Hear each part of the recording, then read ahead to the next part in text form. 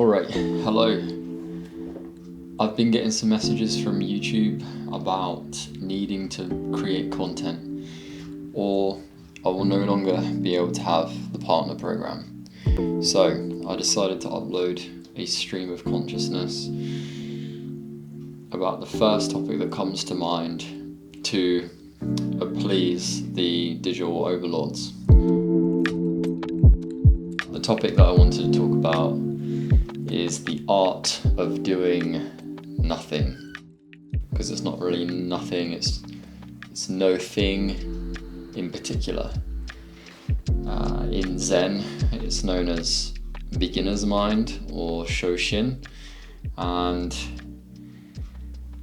it's the approach of giving up expectations of how reality is showing up and simply being with what is. It's not a state of not knowing in that we are pushing away or negating reality. It's actually that when we look around us, we can probably see there's a lot of time wasted on arguing with reality. People in conflict with the way things are showing up, which is natural to some extent.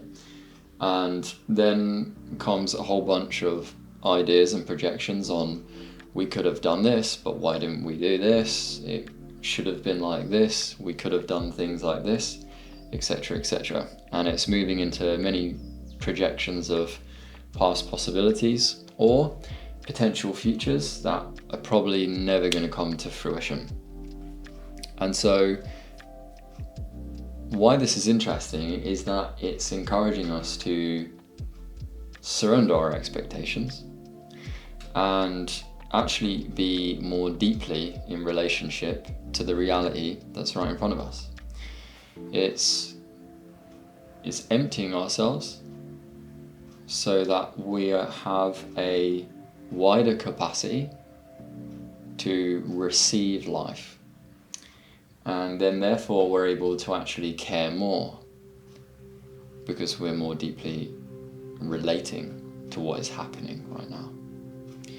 So what this can look like is emptying ourselves of expectations, which is a practice, and also observing from the place of not knowing, which could be encapsulated in the statement, I don't know.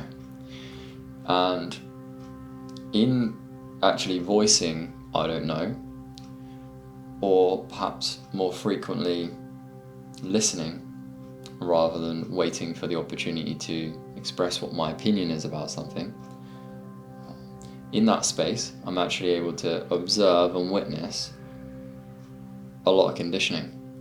And that could look like opinions that I already have based on my previous experiences or inherited from my peers and friends around us. It could be beliefs that I've also inherited or caught up, many of which probably aren't serving me anymore. And it can also be expectations of how I expect the particular situation to be going. And so just by being in this don't know mind, which is akin to a kind of childlike relating, where you could perhaps imagine a baby that is sort of, everything is new, they don't have a particular structure for reality yet, so it's just kind of like this empty, pure observation of the world. And if we keep just letting go, just exhaling, and just letting ourselves be in that don't know space, we're actually then more able to observe all the conditioning come up within us, and then choose whether we actually want to keep repeating it, using the same belief systems, using the same expectations or opinions that we have about a particular topic, and empty ourselves so that something new can come in. emptying ourselves so the spirit that's within us can express itself in a unique way.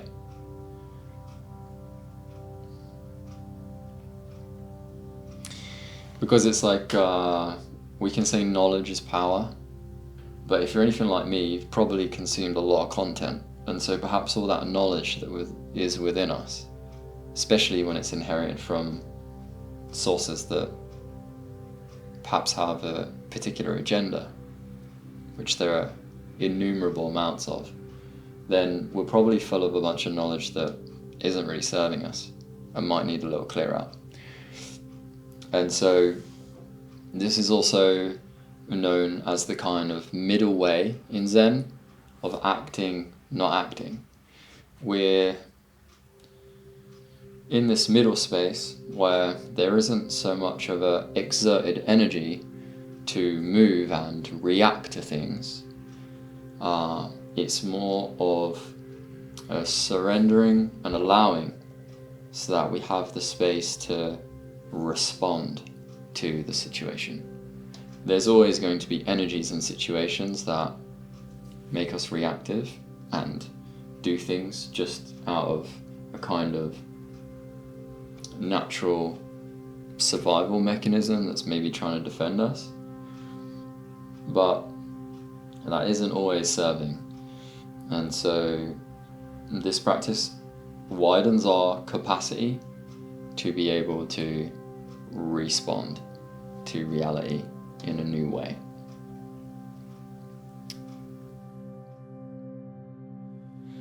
So whilst knowledge is power, and one is always, as a seeker, which probably you may be if you're watching this kind of channel, we tend to always look for new ways, new philosophies, new frameworks to navigate the world, and probably to avoid suffering and increase our development as a being on this planet. And whilst that's all well and good, it's quite interesting that this paradox comes up, that in not trying to be anywhere else or accumulate anything else or change the way reality is showing up, new, novel ways of dealing with the things that are arising actually come up, and they're often very wise ways, because the wisdom is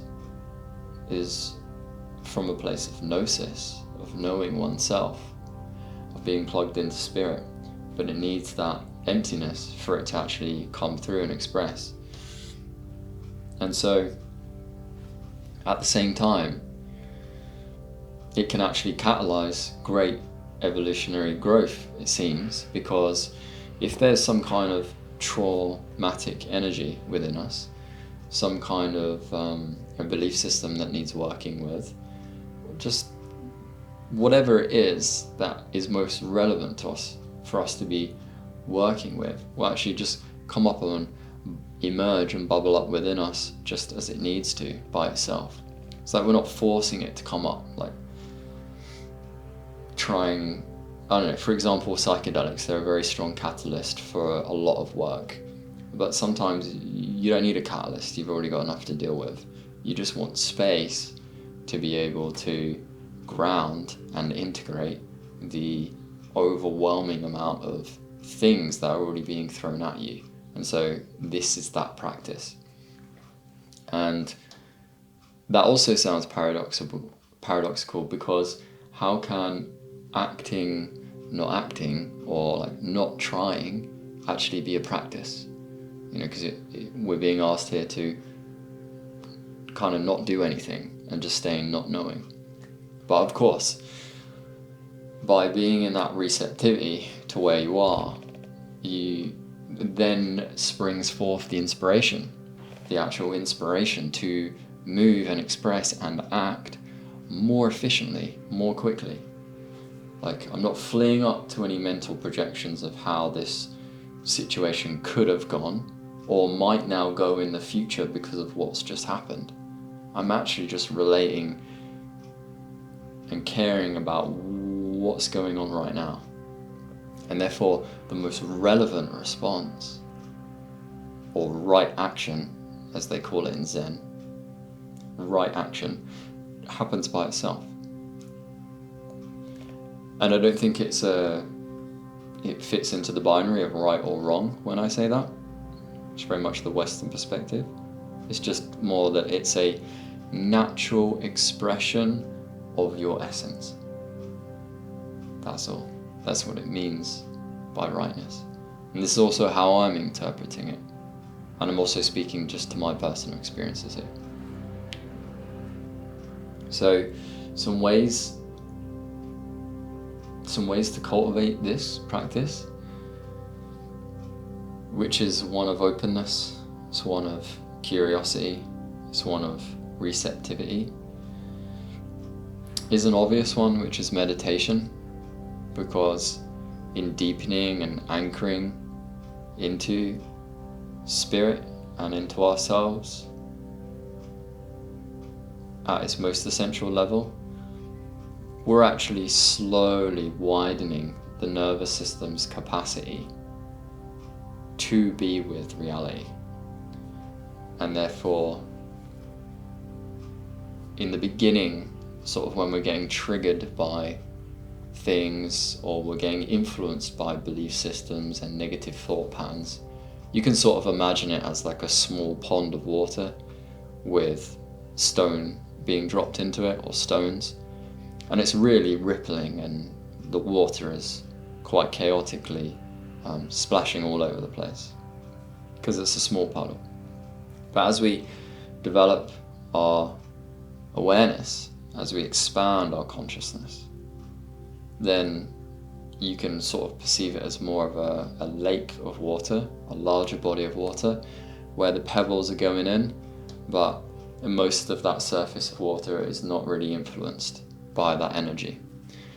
And that's just sort of a visual metaphor, but the cultivation of awareness appears to show up in that kind of way. And so that's an obvious one. But the next one is something that I've been practicing over the years, and I don't always do, but it's just saying, I don't know. Maybe that's internally, or I'm just staying silent during some controversial topic that I might have strong opinions about, but I'm letting things emerge and ruminate within me to see perhaps what else comes up when I'm not forcing it. Or it might be actually just to physically say, I don't know, and not need to have an opinion about something in this instance. And then over time, as I mentioned before, the opinions that we have, the belief systems that perhaps aren't serving us anymore, are going to become more obvious. There's going to be more contrast between what your spirit and essence really feels about something and really resonates with, and what has been inherited by external sources. And so that's it. I'll leave it at that for now. That's one topic that I wanted to speak to. And yeah, I'm just making this because YouTube is sending those little threats, which I'm interpreting as an invitation. And yeah, I have just made a documentary about ayahuasca and plant medicine on this channel, which I'll put the link here. It took about 2 years to make. And yeah, if you've landed on this channel, then maybe you already came through that. But also, if there are any topics that sort of orbit what you see on this channel, and would like to perhaps know more about, even though I don't claim to know anything, I don't know, then yeah, hit it in the comments below and maybe I'll make more content. Thank you for listening if you got this far through my ranting, and yeah, subscribe if you want to. Thank you.